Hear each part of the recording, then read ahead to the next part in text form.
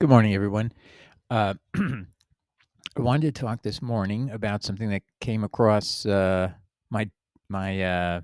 scrolling into my computer, and I had downloaded this years ago, and I didn't look at this work. It's called "Whose Son is Christ? Two Lectures in Progress in Religion" by Friedrich Delitzsch, professor of Oriental Philology and Assyriology from the University of Berlin. These were lectures in 1907.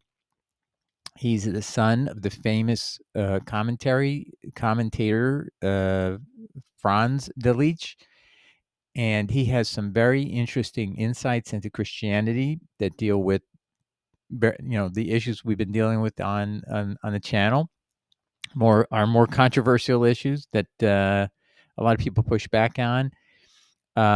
And so what's the chance that I would have crossed over, found this I was just cleaning out the downloads folder, and I found this file from years ago, and I had filed it away and had not looked at it. And I decided, let me take a look at this because of the title. It made me go, well, could this have anything to do with some of the issues we're talking about? And we're going to see that it did.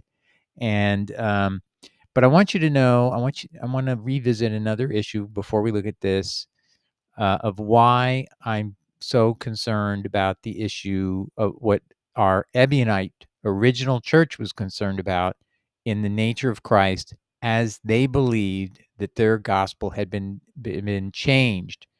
And this is approximately maybe late 100s, early 200s.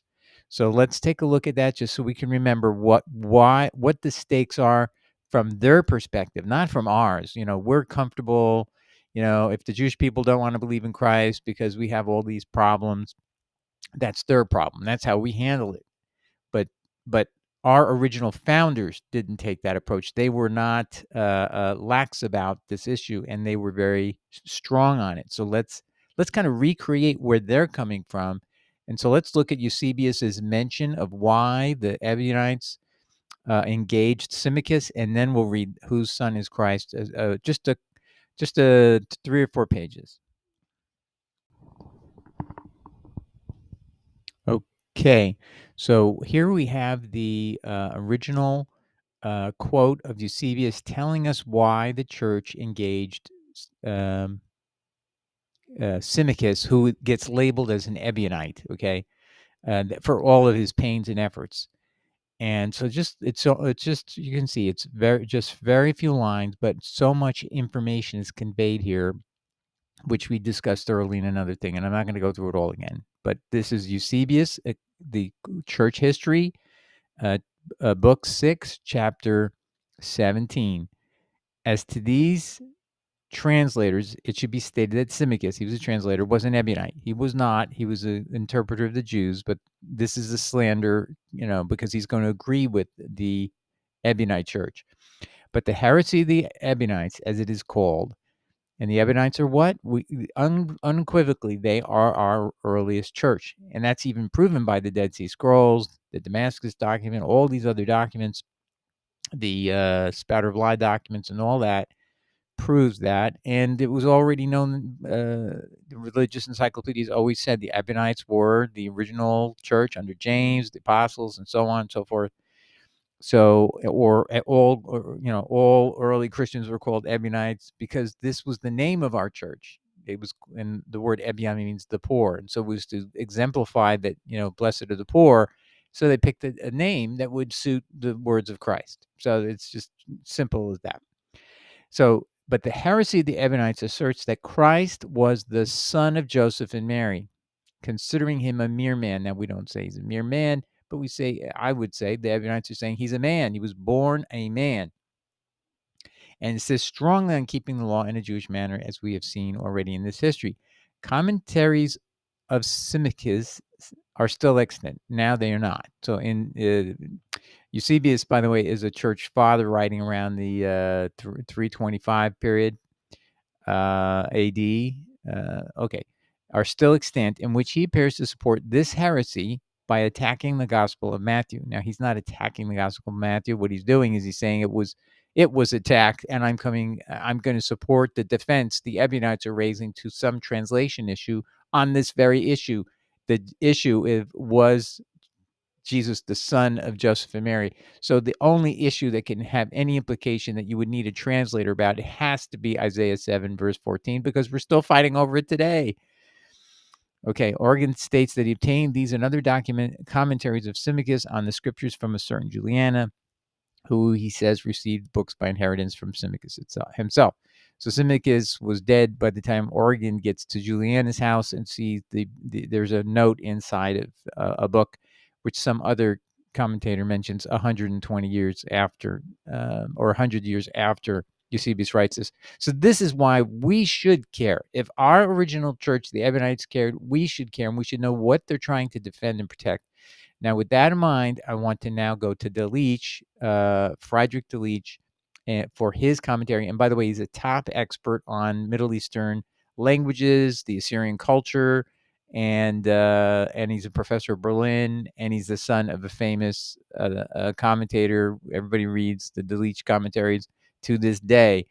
Okay, so now we're going to begin at what is page 30 at the bottom here, and I'm going to start reading. I may make comments as I go along. Now, this is a 1907 lecture, and the discovery of the Syriac Palimpsest, I don't pronounce it correctly, he'll discuss it, has now revealed the oldest Bible by more than 200 more years than our oldest manuscript from Greek, as he understands the dating. So he's saying this clearly is much more authentic because it's the oldest, and usually that's what we should think. Okay. So anyway, here we go. But however superhuman the person of Jesus and the success of his teaching may appear to us, yet as faithful Christians, as far as the person of Christ is concerned, we must resign ourselves to following faithfully and steadily the plain testimony of our Lord and Master and of his apostles. In the presence of this central question of dogmatic Christianity, we should never forget that it is not a question of belief or unbelief. I love this. This is very good spiritually. But of holding fast to the teaching of Jesus and his apostles. So, turning Christianity into do you believe these facts? Do you believe these facts about Jesus? It's just completely missing the point. It's following the teachings and message of Jesus and his apostles, the true apostles. Or, on the other hand, of adherence to the ecclesiastical dogma, which laboriously reached its present shape in the course of centuries under the most diverse and, in part, exceedingly questionable influences. I think he means Constantine. No one will fail to recognize the beneficent power of the Christian church, but with regard to the person of Jesus, we can admit no authority, not even that of the Kaiser or the Pope, as standing higher than Jesus and his apostles. By the way, he's Lutheran. Of course, Delitzsch, his father, is a Lutheran leader, commentator, and so on. And he's going to bring in Luther at the end of this segment of his sermon. He who said, Mark 10 and Luke 18, why callest thou me good? None is good save one, even God, who taught men to pray to God, his Father and our Father, and to love the one God with all their heart and with all their soul. He who on the cross cried to his God and committed his spirit into the hands of God, well knew that God's Holy Spirit was active in him, but the dogma of his own consubstantiality with the one eternal God would have been for him an unthinkable conception. You know what he's saying. It's unthinkable what we have put in his mouth and what we have put on him. And do we think that we can or ought to be more faithful disciples of Jesus, truer Christians than the evangelist Mark and the apostles Peter and Paul and the earliest Christian church? He believes in Paul, by the way. Page 32. To all of whom Jesus was not the semblance of a man or God in human form, but a true man, a son of Joseph and Mary, and through Joseph, the son of David, Matthew 1. An actual and genuine descendant of David, as Peter says, fruit of the loins of David, Acts 2, verse 30. And as Paul declares, according to the flesh and of the seed of David, Romans 1, verse 3. Luke 2 declares that to the future son of Mary, God the Lord will the throne of his father David. And this is the unassailable consolation of those who are faint-hearted and anxious and publicly assailed. He who confesses with full conviction that Jesus is the Son of God, but who refuses to recognize Jesus' consubstantiality with the one God, is in agreement with our Lord Jesus himself, with the original gospel, with Peter and Paul, and with the entire first generation of Christendom.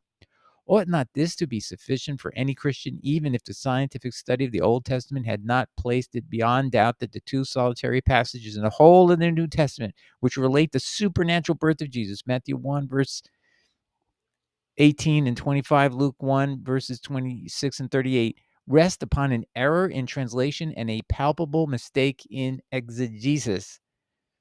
Now, my position has been that this is corruption by Marcion and Theodotion in the late 100s and is the early 200s. I'll continue. The authors of our New Testament had to depend for their Old Testament quotations upon the frequently unsatisfactory Greek translation of the so-called Septuagint. In addition to this, owing to the low level of the exegesis of the time, men thought that they could tear the Old Testament passages out of their context just as they pleased and attribute to them a sense, for example, a messianic sense, quite foreign to their real meaning. This is what happened to the passage in the prophet Isaiah 7, verses 14 and 16. For the last 2 centuries, the representatives of Old Testament criticism have pointed out, sometimes at the risk of their life, as the Catholic scholar Ischenbell found to his cost in 1778. So I could show you. I went and researched it. Marquette University had a little profile. He was thrown in prison for denying the virgin birth. Okay. And I haven't studied, everything that happened, but he was a scholar and he was a professor, and he questioned it. In 1778, he ends up being in prison over that. Maybe something worse happened. I don't know. That the words of the prophet, "A virgin shall conceive and bear a son," have been wrongly translated by the Septuagint. So this is what his position was, and that's okay. So that was his position. And that their connection with the Messiah is excluded by the context. In other words, the prophecy that's involved here has nothing to do with, it's not a messianic prophecy, no matter how much you want to make it be that. It's just specific to this one case example of Ahaz and the situation of that time. And there's nothing referring to a Messiah at all. It just is the study of Christianity YouTube channel says, where's the Messiah in any of this? This is not a messianic song. This is not anything messianic, and it's limited to its time period. It was fulfilled in its time period. In the year 735 BC, and let the date be taken to heart, I say in the year 735 BC, King Ahaz of Judah was hard pressed by the kings of Aram and Israel who had invaded his land. So this is Judah to the south. So Israel's to the north. Okay. So he's being invaded by Israel when they're a split kingdom. So Israel is now an enemy of Judah. Judah is the messianic line. If you want to think of messianic, there's your line.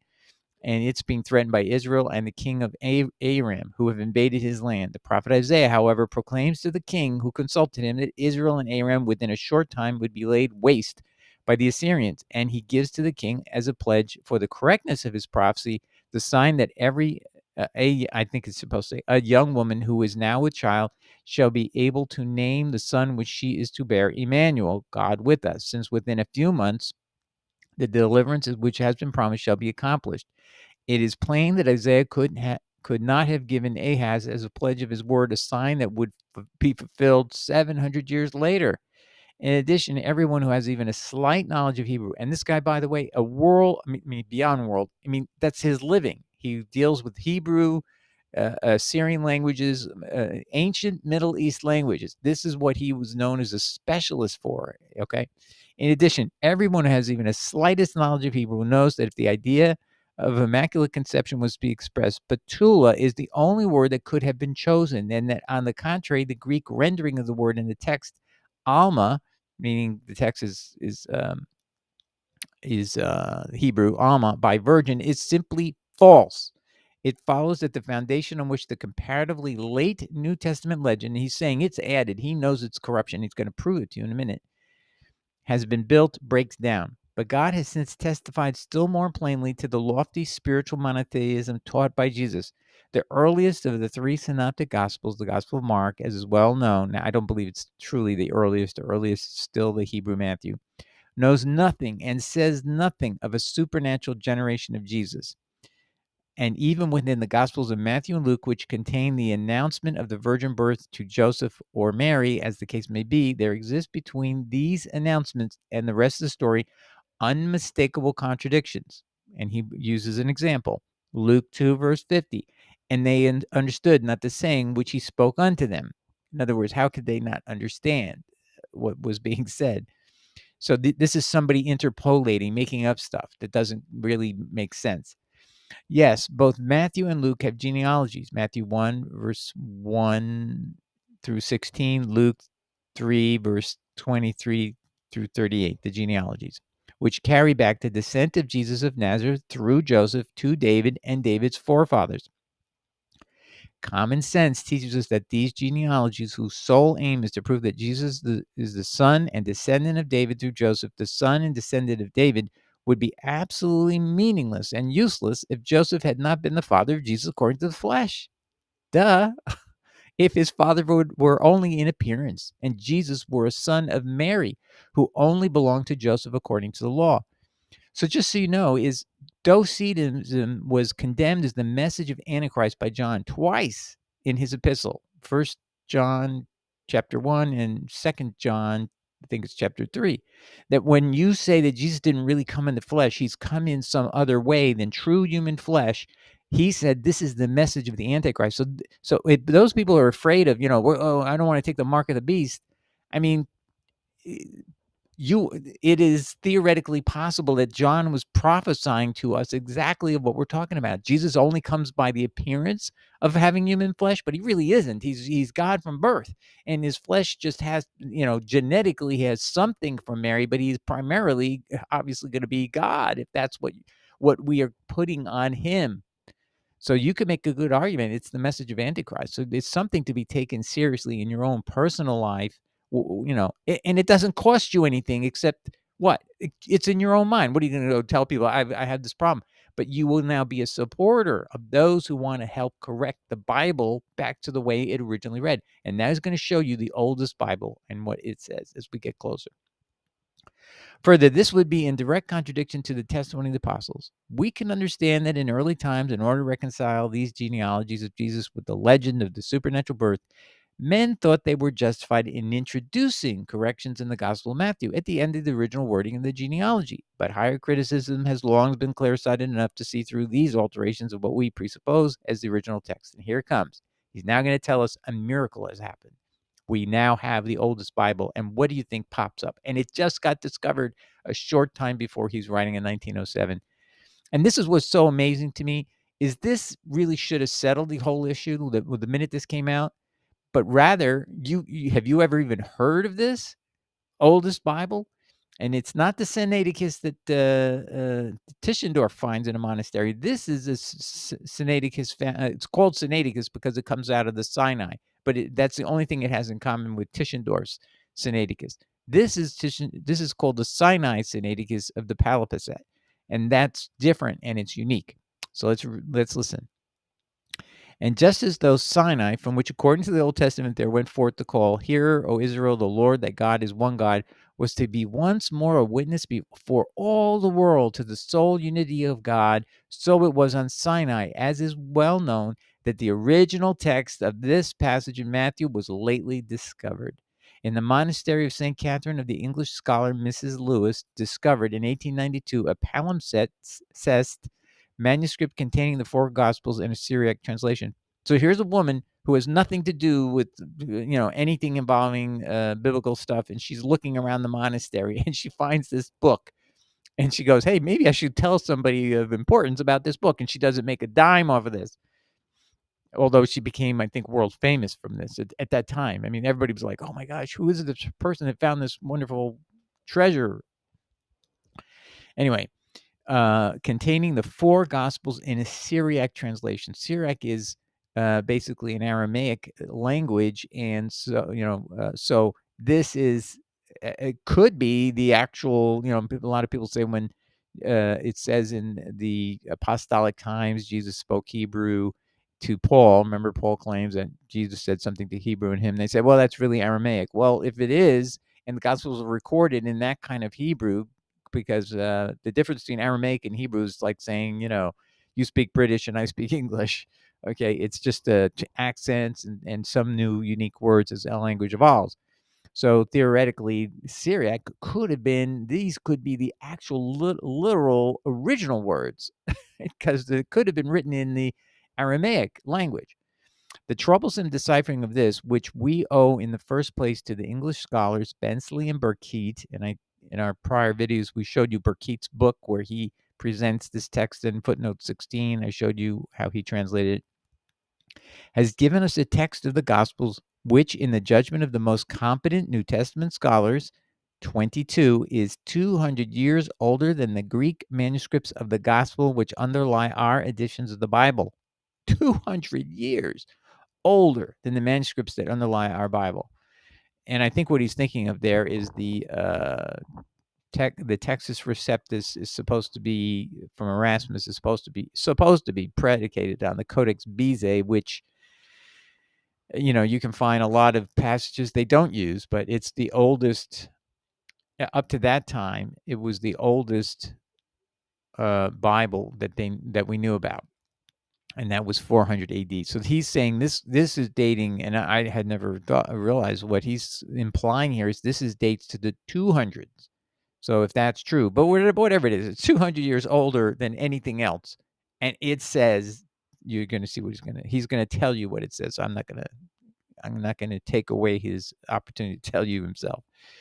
So it's 200 years older than the Greek manuscripts of the Gospels, which underlie our editions of the Bible, and is superior to these in many places through its earlier readings. In this Gospel from Sinai, however, we find the 16th verse of the first chapter of the Gospel of Matthew still in the original form, which the context shows to be the only authentic one. Jacob begat Joseph. Joseph, to whom the Virgin Mary was betrothed, begat Jesus, who is called Messiah. It is evident already in this passage that the interpolated phrase, to whom the Virgin Mary was betrothed, which is aimless and in disagreement with verses 3, 5, and 7, is a hesitating attempt to lead on without contradiction to the quite different story of the supernatural birth of Jesus from the Virgin Mary. So what he's telling you is the story of the virgin birth is in there, but the word Joseph to begat Jesus, he's saying they didn't dare change that. So they're halfway in and halfway out is what he's trying to say. And so this is not the original Bible. This is still modified, but it's still halfway the way it used to be, and halfway in a completely contradictory way, saying there's a virgin birth. Okay, so he calls it a hesitating attempt to lead on without contradiction to the quite different story of the supernatural birth of Jesus from the Virgin Mary. But nobody yet had the courage to touch the most important words, Joseph begat Jesus. So that, by the way, that tells you that this is something that's going on where, they're incrementally trying to rework the language. So even the corruptors, what they really did is they didn't, maybe the original corruptors didn't get rid of Joseph begat Jesus. What they did is they went in, they put in the virgin birth story and left the Joseph begat Jesus in there. And in that honor of destroying that part of the passage is after the time that this Syriac Sinaiticus existed. So put this around 200, let's say it's 220, 240 AD. So they have put in the false version. So this is actually maybe within 20 years after the account first started. The virgin birth account has only recently started. And so whoever it was didn't actually delete the words Joseph begat Jesus. They added in the virgin birth account based on adding in the Isaiah 7 verse 14 passage, and then created this whole myth about a virgin birth. So that's what this now tells us, is there was 1 foot one foot out when Marcion and Theodotion changed it. So they didn't actually change the words Joseph begat Jesus. They went in and they changed Isaiah 7:14 from, if it was used by Matthew, he didn't use it the way they did, and then the whole thing created was the predicate to adding in the virgin birth story. But let's continue. It was only in later times that the text received a more thoroughgoing re-editing. First, Joseph begat Jacob begat Joseph, to whom the Virgin Mary was betrothed, who bore Jesus the Messiah. So that was the one we just read from this book, the Syriac Sinaiticus. Then, as it stands in our Bibles today, Jacob begat Joseph, the husband of Mary, of whom was born Jesus, who is called Christ. That's how it reads in most Bibles today, by the way. It is important for us Christians to face this saying, Joseph begat Jesus, along with the testimony of the evangelists and the apostles, which we've already quoted. We should bring home to ourselves by quiet reflection its far-reaching consequences. Before, in the second lecture, I continue and conclude these expositions. Until then, let us be certain that if our great German man of God, as the Old Testament prophets were usually called, if our Luther, whose memory we celebrate anew in these days, were able to see now the results of that scientific study of theology which was founded by him, he would take up anew his development of religion, his work of reformation, and declare that it was to the original gospel that his exhortation applied, the word of God they shall not touch. That was one of Luther's hymns. So, yes, they have touched the word of God, but not in the way most of us think. Not the way most of us think. Anyway, I just came across, like I said, I just was rummaging through my download folder, trying to clean it out, and I found this book, and I decided, let me look up, see what it says, and it was pretty dramatic reading, just to say that I believe this just is another confirmation that, since our Ebionite church, our original founding church, fought for this, and maybe were even basically persecuted into, eventually they changed their name to the Nazarenes by the late 300s, when Jerome is, rummaging around and going over to the library in Caesarea where the Hebrew Matthew was still maintained. The original was there, and he went in and he translated from Hebrew into Latin and Greek. And then later in time, the whole idea of trying to restore and go back and get our original documents was fought by the Roman Catholic leadership, particularly Theodosian. And they basically, what's the explanation why the Hebrew Matthew has been destroyed and gone? Why both the translation by Jerome of Latin and Greek of that text is destroyed? He, the guy who did the Vulgate, he who published thousands and thousands of copies of the Vulgate, his two most important translations of his lifetime that he spent years translating by going to Caesarea, are gone, are completely been destroyed. You see, ladies and gentlemen, this is the effort to suppress the word of God does not work, and this is why God sent this book, the Syriac Sinaiticus. It comes out of the desert, and what Delitzsch is saying is, Sinai was the source of an earlier, much more famous revelation, but this is the second revelation from Sinai, is the true original version of the Hebrew Matthew and the original account of the birth of Jesus from Joseph, his father. Okay, God bless. Hope this helps everybody put everything in perspective. Ciao. Bye.